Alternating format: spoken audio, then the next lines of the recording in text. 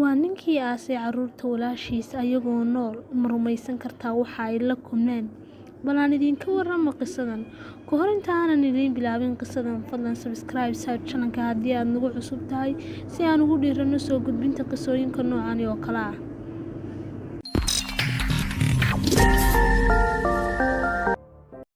Waa qiso xaqiiqo ah oo ka dhacday dalka Masar, isla markaana laga soo daayay dhammaan TV-yada dalkaasi.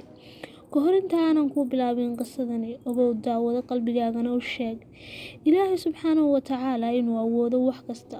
Ogow inay jiraan adduunkan dad bilaa naxariis ah oo leh qalbiyada shaydaanka oo kale. Haddaba qisadani oo ka oohisay malaayiin Masaari iyo Carab kale ah, isla mar ahaantaana dad badan qalbiyadooda ku reebtay raad lama filaan ah, ayaa waxay u dhacday sidan. Mid ka mid ah hooyooyinka reer Masar waxa ay dhashay gabadh yar oo 4 sano jir ah, waxayna xaamil ahayd ama uur ahayd bishii 9aad. Kadib waa ay xanuunsatay. Markii dhakhtarka loo qaaday, waxay walaalkeed u sheegtay inaanay u malaynaynin inay caafimaad kaga soo bixi doonto dhakhtarka, waayo aad baa ay u xanuunsanaysay hooyadu.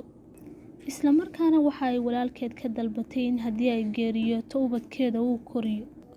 Hooyadii wadkii ayaa u yimi, walaalkeedna waxa uu soo qaaday 2 carruur ah isagoo keenay gurigiisii, balse gabadhiisii ayaa ka diiday inuu carruurta guriga keeno. Ninkii carruurtii waa uu qaaday, maadaama aanu haynin meel uu geeyo. Waxa uu ku fikiray inuu ku aaso qabrigii hooyadood lagu aasay.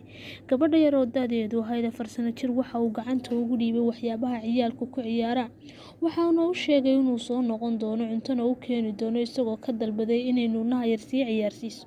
Kadib maalintii labaad, waxa uu ninkii ag yimid qabrigii, waxaana si kedis ah u maqlay sanqadha waxyaabaha ciyaalku ku ciyaaraan.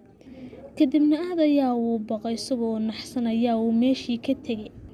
Haddana waxa uu soo noqday isla iyo maalinkii labaad, waxa uu maqlay isla iyo codkii laftiisii. Meeshii ayaa uu iskaga tegay asagoo naxsan oo fikiraya waxa uu ka maqnaa 15 maalmood. Kadib waxa uu asxaabtiisii u sheegay arrintii ku dhacday, waxaana isku dayeen ama ay isku waafaqeen inay qabriga faqaan. Halkaasna waxa ay kula kulmeen arrinta naxdinta iyo kediska lahayd ee ka yaabisay malaayiinta dadka ee caalamka ku nool. Gabadha yar iyo nuunuhuba waa ay noolaayeen iyagoo ag fadhiyay meydka hooyadood. Isla iyo markiiba waxa ay dadkii waceen askarta iyo dhakhaatiirta. Gabadha yar ayaa la weydiiyay sida ay ku noolaadeen muddo intaa le'eg iyagoo aan cunin wax cunto ah.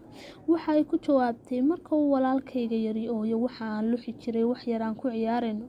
Waxa soo kici jirtay hooyaday oo naaska siin jirtay. Markaan anigu gaajoodo, waxa cunto ii keeni jiray adeerkay xidhnaa dharka cad, kadibna waa uu iska tegi jiray. Dhanka kale, doctor-ka markii wax laga weydiiyay meydka hooyadood, waxa uu sheegay inuu jidhkeedu weli kulul yahay sidii qof imika naftu ka baxday oo kale. Subxaanallah. Askarta waxa ay gacanta ku dhigeen abtigii bilaa naxariista ah ee isku dayay inuu nolosha ku aaso carruurta walaashiis. Waxaad ogaataa haddaba daawade, mar kasta oo Ilaahay ku ilaashanayay meel kasta oo aad joogto, in aanay cidina waxba ku yeeli karin oo aad ammaan ku sugan tahay, waayo waxaad tahay qof aaminsan Ilaahay. Ilaahay subxaanahu wa tacaala awoodiisa ayaa ay ubadkaasi ku badbaadeen, iyagoo ilaa iyo haddana ku nool magaalada Qaahira ee dalka Masar, isla markaana ay gacanta ku hayso dowladda dalkaasi.